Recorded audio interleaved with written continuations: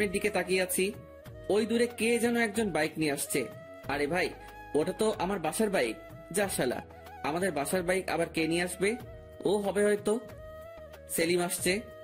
আমি ভয় পেলাম না, শুধু তাকিয়ে রইলাম। আরো কিছু কাছে আসতে মাইরালা, ও মা গো, এই যে আব্বু। আমি শুভ্রাকে ছাড়ানোর ট্রাই করলে শুভ্রা আমাকে ছাড়তে চাইল না। আমার গলার দিয়ে এখন একটু জল নামবে না, মনে হচ্ছে আমি শুধু ঢোক গিলছি। আব্বু সোজা আমাদের পিছনে দাঁড়ালো আর আমার দিকে কটাক্ষ দৃষ্টিতে শুধু জুতার দিকে দিকে তাকাচ্ছে। আমি আস্তে আস্তে, এই শুভ্রা, আব্বু। আব্বুকে আমি ম্যানেজ করে নিব। এই শুভ্রা, আমার আব্বু। উফ, তুমি এখন আমার আব্বুকে ভয় পাও? সেদিন না বলেছিলে তোমার আব্বু তোমাকে দেখে ভয় পায়? আল্লাহ গো, আমাকে মেরেই ছাড়বে গো। আমি শুভ্রাকে, এই ছাড়ো, আমাদের পিছনে আমার আব্বু। সাথে সাথে শুভ্রা চমকে গিয়ে আমাকে ছেড়ে আর সাইডে মাথা নিচু করে দাঁড়িয়ে রইল। আব্বু আমার দিকে রাগী ষাঁড়ের মতো তাকিয়ে আছে। ভাইরে, চোখগুলো লাল হয়ে গেছে। আব্বুর এখন আজ আবার রক্ষা নেই গো আল্লাহ। আব্বু সোজা আমার কাছে এসে, তোকে কি এজন্য কলেজে পাঠাই? আমি আব্বুর দিকে তাকিয়ে দেখলাম। এবার আব্বু পুরাই রেগে আগুন। আবার এদিকে যদি শুভ্রার সামনে আমার জুতার বাড়ি দেয়, পুরাই প্রেস্টিজ পাংচার হয়ে যাবে রে। ওয়েট, একটা আইডিয়া বের করা লাগবে। Idea, yes. আমি এবার আব্বুর কাছে মাথা নিচু করে ভদ্র পোলার মতো গেলাম আর পায়ে হাতে সালাম করলাম। আব্বু দেখে পুরাই অবাক, কারণ আমি ঈদের নামাজ আর বকরিদের নামাজ ছাড়া খুব একটা সালাম করি না।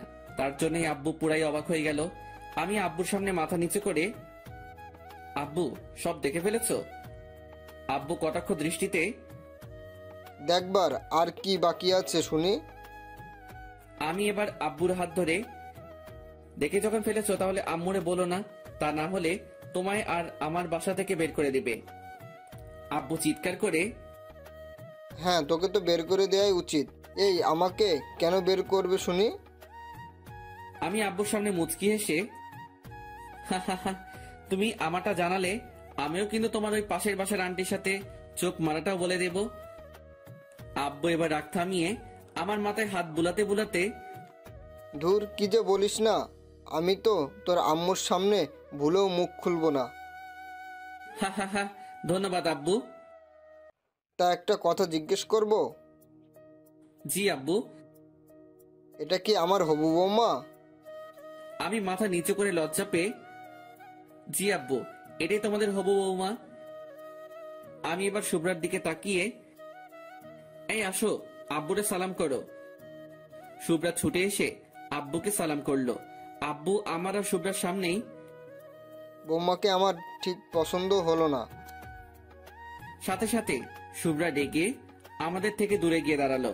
আমি আব্বুর উপরে রেগে, কই, আমারও তো পাশের বাসার আন্টিকে পছন্দ হয়নি কোনোদিনও, তবুও তো আমি তোমায় কিছু বলিনি। উফ, তুই থামবি? সব কথাতেই আমায় কেন জলাস বলতো? দেখো তো আব্বু, তোমার কথা শুনে আমার হবু বউটা কেমন কষ্ট পেয়ে একাধারে গিয়ে দাঁড়ায় আছে। এই, তোর বৌমা মানে? বউ না তো কি, আমি তো ওই শুভ্রাকে বিয়ে করব। আর আমি না বিয়ের 1 বছর পরেই তোমাদের একটা নাতি উপহার দেব। সাথে সাথে আব্বু যেন কেমন একটা পাগল হওয়ার মতো করে হাতের তালি বাজাতে বাজাতে, বাবা, এতদূর এগিয়ে গেছিস? তাহলে তোর লজ্জা করে না আমার সামনে এমন কথা বলতে? হা হা হা, সেদিন তোমার সাথে একটা মুভি দেখছিলাম না, সেখান থেকে শিখেছি, প্যার কান্না হ্যাঁ তো ডান্না কিয়া। তার মানে তোকে পাশে বসিয়ে নিউজ দেখতে হবে, এবার কোনো মুভি নয়। আব্বু, তুমি এখন এখানে কেন? না, মানে অফিসে যাচ্ছিলাম। যা শালা, এখন বাজে প্রায় 12টা, এখন অফিস? না না, ডালমে কুছ তো কালা হ্যায়। আব্বু, তোমার বুঝি 12টায় অফিস? ওয়েট, আম্মুরে কল দিয়ে জিজ্ঞাসা করি তো, তোমার কবে থেকে শিফট চেঞ্জ হলো? এই না না, আমার বাপ কেন আমায় বাঘিনীর মুখে ঠেলছিল? 100 বার ঠেলবো। তুমি আমার আম্মুকে এভাবে ধোকা দেবে কেন? দেখ, ভালো হচ্ছে না কিন্তু। এটা বলেই আব্বু বাইক নিয়ে বেরিয়ে গেল সাথে সাথে, কারণ আব্বু আমার সাথে কখনোই পারে না কথাতে। আমি এবার শুভ্রার কাছে যেতেই শুভ্রা আমার থেকে মুখ ফিরিয়ে দাঁড়িয়ে রইল। আমি শুভ্রার হাতটা ধরে আমার দিকে টানতে চাইলেও ও আর ফিরে তাকাচ্ছে না। আমি নিরুপায় হয়ে শুভ্রার সামনে গিয়ে, এই কি হলো? কি হলো মানে? তোমার আব্বুর তো আমার পছন্দ না, সো আমার সাথে কোনো রকম আর যোগাযোগ করার ট্রাই করবা না। দূর, আব্বু তো মজা করে বলেছে। আর হ্যাঁ, অক্সিজেন ছাড়া কি কোনো মানুষ বাঁচে বলো? আর আমি তো তোমায় ভালোবাসি, এই মন কোটরে রেখে যত্ন করার ওয়াদা করেছি। তাহলে আমি কিভাবে বাঁচবো বলো? কেন হসপিটালে যাবা এবার থেকে? ঠিক ঠিক ঠিক, আমার তো মনে ছিল ওখানেও মেয়ে থাকে, ওদের দেখেই একটু অক্সিজেন নিয়ে নেব। ভাইরে, শুভ্রা আরো রেগে আগুন হয়ে যাচ্ছে। আমি বুঝতে পারছি, কারণ ও ওর একটা হাতের আঙ্গুল দিয়ে আর একটা হাতের আঙ্গুলগুলো জোরে জোরে ঘষছে। যা পারো করো, আমায় কেন জ্বালাচ্ছ শুনি? তোমায় যে খুব ভালোবাসি তাই। ভালোবাসলে অন্য মেয়ের নাম মুখেই আনতা না। তাই আমি তো মেয়ের নাম আনি নাই, শুধু বলছি মেয়ে। ভালো, যাও এখন, আমার ভালো লাগতেছে না। ওকে। এটা বলে আমি আমি কিছু দূরে আসতেই শুভ্রা ছুটে এসে আমার সামনে দাঁড়িয়ে রেগে হাঁপাতে হাঁপাতে, ওই কুত্তা, কি? তুই চলে এলি কেন ওখান থেকে? তুমি তো আসতে বললে। কুত্তা, আমি বললেই আসতে হবে? আমি ভদ্রপোলা, সব কথা শুনি। সাথে সাথে আমার পায়ের উপর আবার পা দিয়ে আমার জামার কলার ধরে, এই, আমি কি তোর উপর একটু অভিমান রাগ করতে পারি? অবশ্যই করতে পারো, সে অধিকার তো কবেই দিয়েছি তোমায়। তাহলে কুত্তা, তুই আমাকে ওখান থেকে একা ছেড়ে এলি কেন? আমি চাইছিলাম তুমিও এসে আমায় আরো একটু রাগ দেখাও, আরো একটু অভিমান করো। তোমার রাগী মায়াবতী মুখটা যে আমার ভীষণ প্রিয়। সাথে সাথে শুভ্রা আমার নাকটা টিপে, কুত্তা, তাই বলে আমার মনে কষ্ট দিবা? কই, কোথায় কষ্ট দিলাম? এই যে বুকের বাম পাশে, তোমার জন্য কতখানি কষ্ট পাচ্ছে। কই দেখি তো কতটা কষ্ট পাচ্ছে। এটা বলে আমি হাত দিতে যাব, ঠিক তখনই শুভ্রা আমার হাতের উপর একটা মেরে, যা হবে বিয়ের পর, এখন দুষ্টুমি করবা না, আমি লজ্জা করে। দুষ্টামি তো করছি না, শুধুমাত্র তোমার বুকের কতখানি কষ্ট আছে সেটা ফিল করতাম আমার ভালোবাসা দিয়ে। এবার আমি ওর বুকের কাছে কান রাখলাম, শুভ্রাকে জড়িয়ে ধরে। শুভ্রার হার্টবিট এখন নর্মাল থেকে আরো কেমন জোরে জোরে চলছে।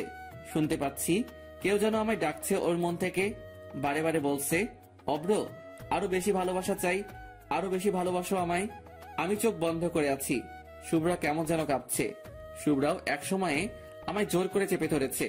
কিছুক্ষণ পরে শুভ্রা আমায় ঠেলে সরিয়ে দিয়ে বুকে হাত রাখলো। কি হলো? শুভ্রার চোখের কোণে পানি দেখতে পেলাম এবং শুভ্রা ঠোঁটের কোণে একটা মুচকি হাসি রেখে, কিছু না অভ্র, আমি বাসে যাচ্ছি, বাই। এটা বলেই শুভ্রা আমার থেকে দূরে চলে গেল। আমি মাথায় হাত দিয়ে মাথা চুলকাতে চুলকাতে ভাবছি, যা শালা, কি হলো রে ভাই যে চলে গেল। আমি সোজা বাসায় গিয়ে লাঞ্চ সেরে শুয়ে আছি, ফোনে তোলা ওর সাথে সেলফিগুলো দেখছি আর মনে মনে ওকে হাজারো স্বপ্নের সমুদ্রে ভেসে যাচ্ছি।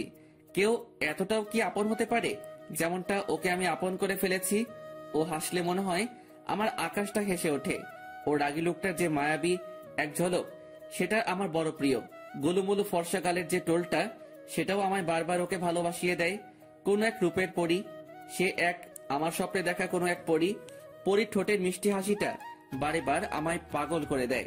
চাই আমি ওই পরীটাকে নিজের মতো করে পেতে, চাই ওকে নিজে আমি হাজারো ভালোবাসার ইট দিয়ে আমার মনে একটা ছোট্ট রাজপ্রাসাদ বানাতে। এসব ভাবতে ভাবতে কখন যে ঘুমিয়ে গেছি বুঝতেই পারিনি।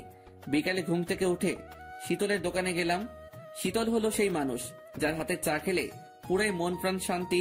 কোনো একদিন আমার প্রোফাইলে ওর দোকানে পিক তুলে পোস্ট দেব, দেখে দিয়েন। বাইরের মাচাটাতে গিয়ে বসলাম। সব আস্তে আস্তে চুতিয়া ফ্রেন্ডগুলো জুটে গেল। সেলিম এখানে নেই, সে এখন বিদেশ চলে গেছে 4 দিন আগেই। চুপচাপ বসে আছি, পা হাত জড়ো করে। রাস্তায় আজ দেখি প্রচুর কাপড়ের ভিড়।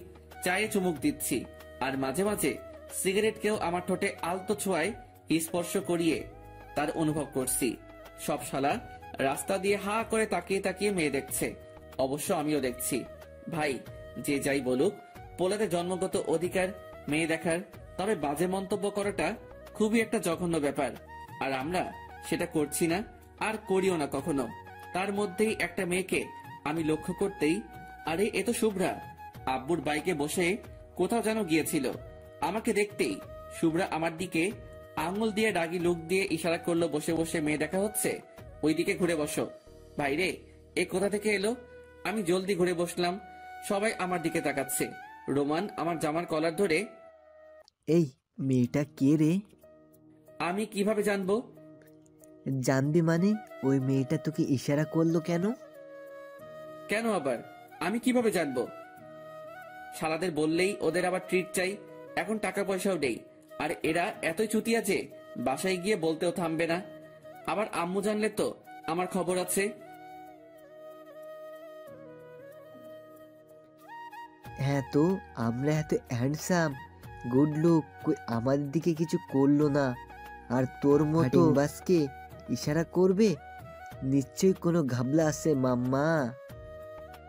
আমি হেসে হেসে, ধুর শালা, গুড লুক আর হ্যান্ডসাম থাকলেই সবকিছু হয় না রে, একটা এক্সট্রা ভাব লাগে ভাই এসবে। এটা বলে আমি কলারটা তুলে স্টাইল দিয়ে দাঁড়াতেই, আইসে রে, একে তো হিরো আলমের পাতানো ভাই। দেখ ভাই, এভাবে বললে কিন্তু তোদের খবর আছে।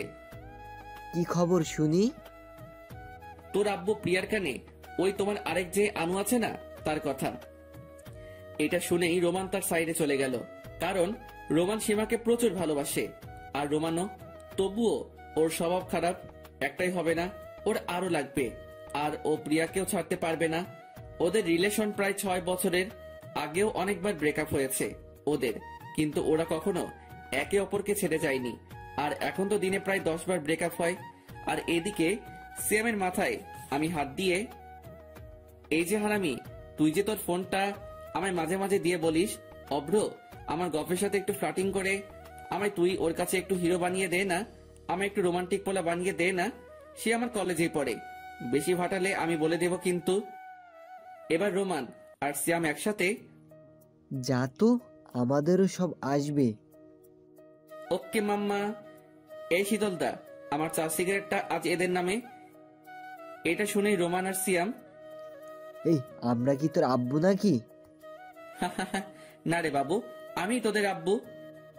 এটা বলে আমি মানে মানে কেটে পড়লাম, নয়তো আমায় ধরে আজ পেটাবে। সন্ধ্যার দিকে বসে আছি রুমে, হঠাৎ দেখি শুভ্রা ফোন দিয়ে, এই ফ্রি আছো? আমি তো তোমার জন্য এনি টাইম ফ্রি। তাই ওকে, তা চলে এসো আমার বাসায়, আব্বু আম্মু কেউ নেই। হাই হাই, এত সুযোগ তার মানে আজ হবে?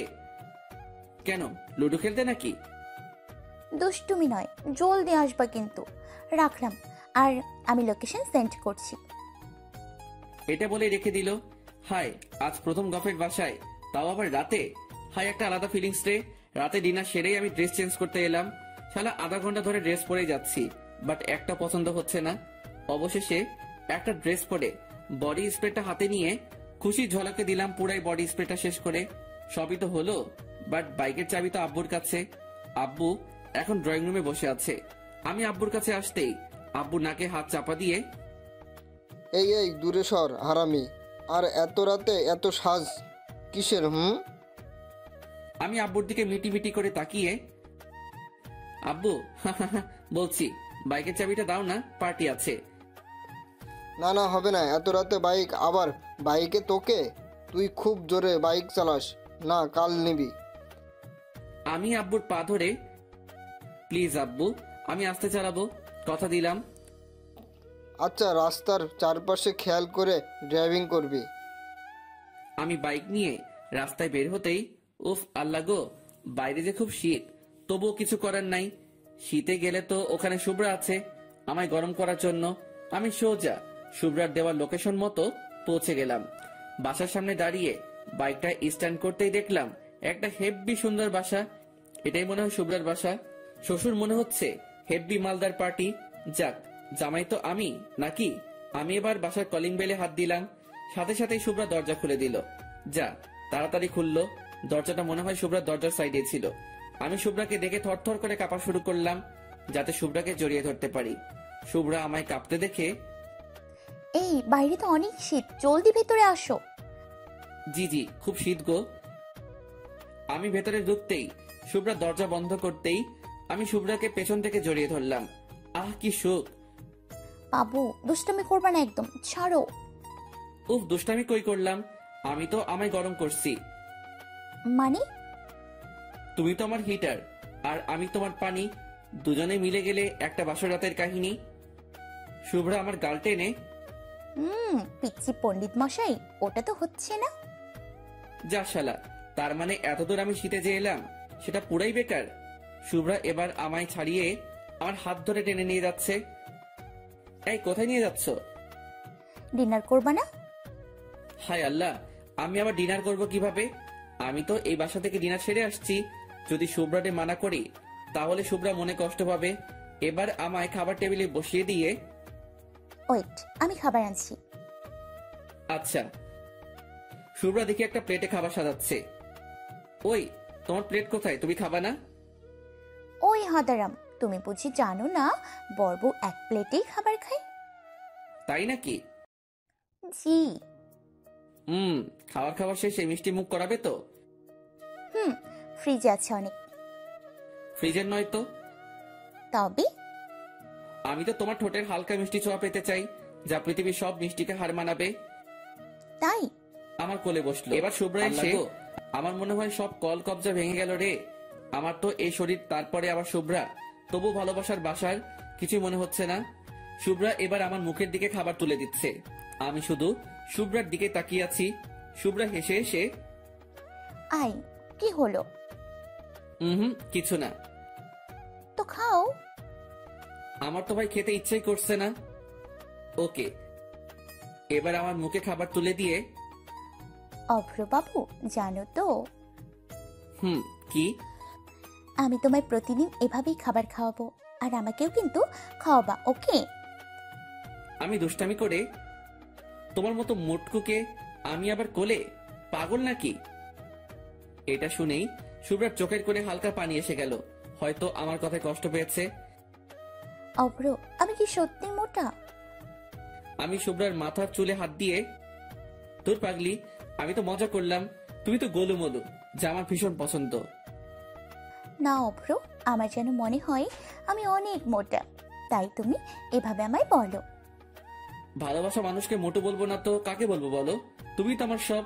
এই, খেয়েছো তুমি? না। আমি সাথে সাথে হাত ধুয়ে খাবার তুলে আমার হাতে, এই নাও, খেয়ে নাও বাবু। শুভ্রা এখনো অভিমান করে করে আছে, আমার দিকে ফিরেও তাকাচ্ছে না। বাবু গো, খেয়ে নাও আমার লক্ষ্মীটা। আমি খাবো না। কেন খাবে না শুনি? খিদে নেই। তুই না খেলে যে আমার খুব খারাপ লাগবে, তা কি তুমি চাও? জানি না। আমি এবার শুভ্রার বুকে মাথা রেখে, বাবু প্লিজ। না, তুমি অনেক বাজে। ওকে বাবা, আমি অনেক বাজে, এবার তো খাও। খাবো না। না খেলে কিন্তু আমি চলে যাব বাসায়। না। আল্লাহ গো, দেখছেন তো গফের কি প্যারা। শালা সিঙ্গেল থাকতেও কষ্ট লাগে। মাঝে মাঝে মনে হয় আত্মহত্যা করি, আবার রিলেশনে গিয়েও মনে হয় নিজের গলাটা নিজে টিপে মরে যাই। কোথাও সুখ নাই রে ভাই। তাহলে খাবার খাও। এটা বলে আমি আবারও ওর মুখের দিকে হাত এগিয়ে নিয়ে গেলাম।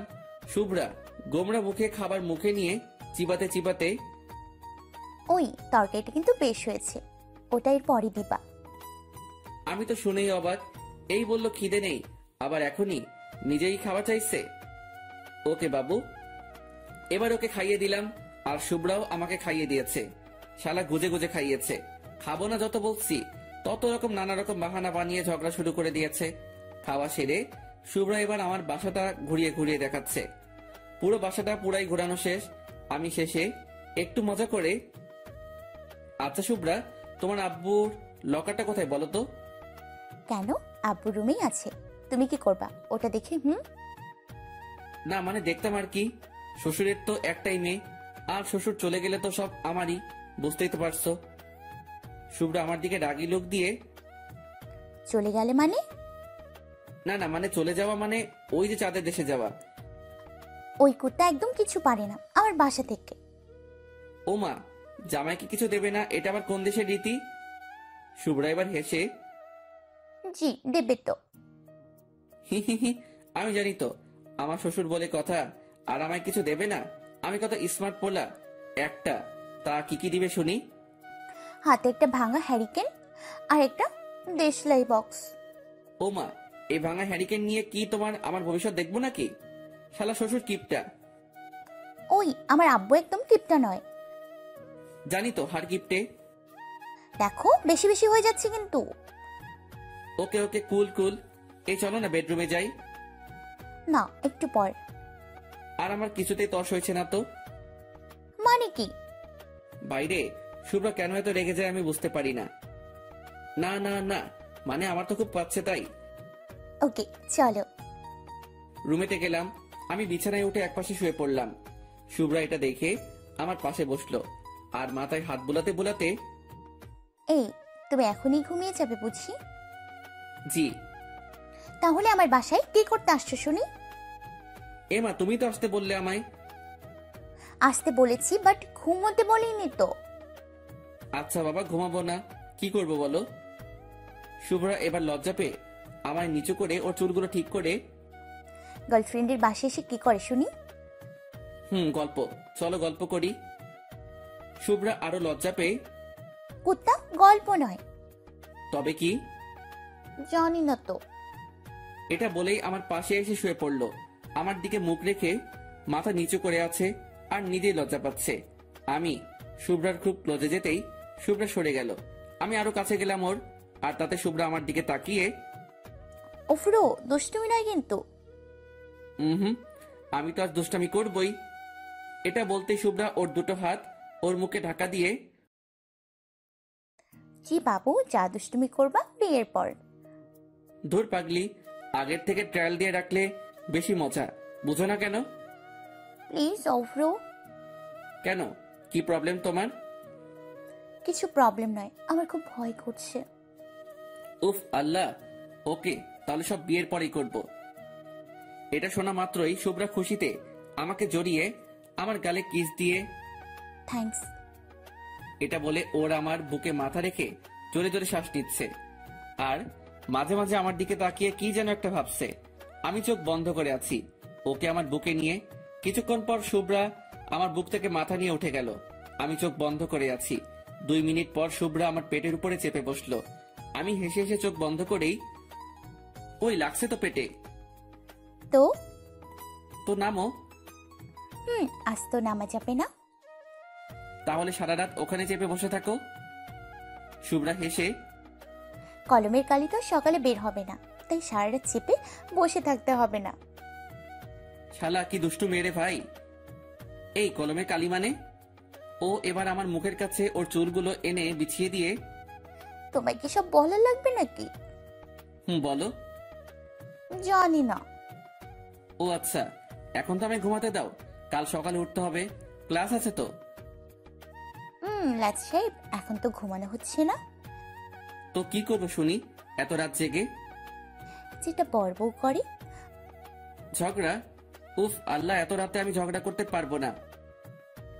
শুভ্রা রেগে গিয়ে, ঝগড়া নয়, যেটা বর বউ পাঁচশো রাতে করে। ওহ আলাপ, ওটা তো অনেক আগে হয়েছে। এই তুমি বোঝো না কেন? কি বুঝবো? কুত্তা, আমি বলতে চাইছি যেটা সব গার্লফ্রেন্ড বয়ফ্রেন্ড ভ্যালেন্টাইন্স ডে দিনে করে। ও প্রপোজ? সেটা তো করেছি, আবার কাল করব। কুত্তা বিলাই হারামি। কি হলো আবার?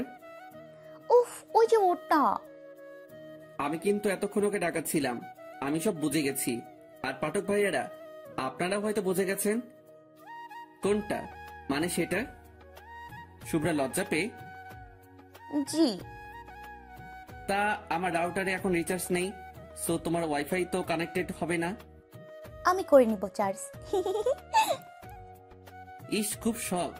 আমার শখের জিনিসটা তোমায় দিলে যদি তুমি না ফেরাও। তো তোমার মানেই তো আমার সোনা, দিতেও পারি। এই মা, এটা কেমন কথা? তাহলে আমার সব কাজ কিভাবে করব শুনি? অন্য রাউডার লাগিয়ে। ইস, আমি বাবা প্লাস্টিক সার্জারি করতে পারবো না।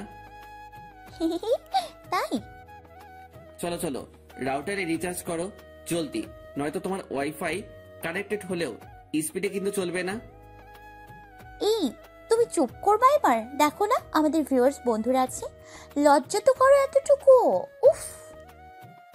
তাই তো ভাই ভাই, আপনারা এবার যান, বাসরাত পর্যন্ত এগোলাম না, কারণ আমাদের পড়াশোনা এখনো বাকি আছে। আর লেখক পিচি পণ্ডিতের নাকি এই গল্পটা লিখতে তেমন আর ভালো লাগছে না, তাই এখানেই গল্পটা শেষ করে দিচ্ছে। শালা, আজ লেখক নিজে সিঙ্গেল বলে আমার আর শুভ্রার রোমান্টিক সিনগুলো লিখলো না। এটা কেমন বিচার ভাই? যাতে কি পিচি পণ্ডিতকে মেনে নেবে? হ্যালো বন্ধুরা, আমাদের ভিডিওটি কেমন হয়েছে অবশ্যই আমাদের জানাবেন। আর আমাদের চ্যানেলটি সাবস্ক্রাইব করতে ভুলবেন না। প্রতিনিয়ত আমাদের চ্যানেলে ভালোবাসার ভিডিও দেওয়া হয়। The story